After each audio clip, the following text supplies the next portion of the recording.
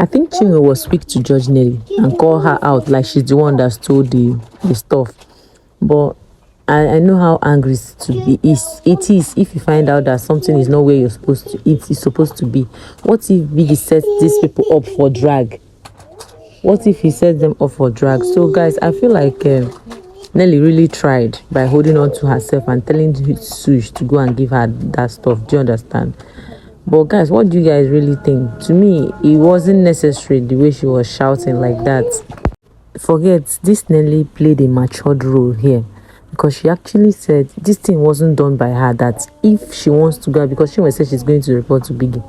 If she wants to go and report to Biggie, let her go and report to Biggie. At least there is camera in the house, which is true. There is camera in the house.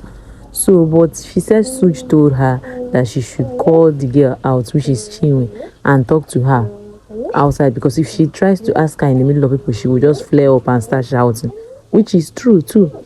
So she had to go and then talk to her and even apologize, and I'm sure she did nothing about this. She doesn't have idea of all these things. I give it up to her, because it's not easy, guys. It is not easy. That's why she had to go and complain to Cassia, the only person that she felt like maybe give her the listening ears. And Cassia was like, just let the girl be. Do you understand?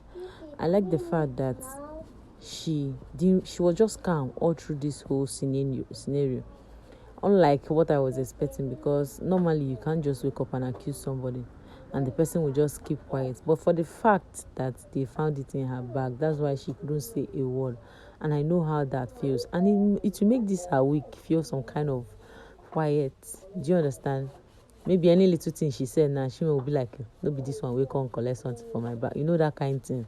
So it's heartbreaking. And if it's Biggie that did this one, Biggie, try you. You just want to put this girl into emotional trauma this week in her own reign.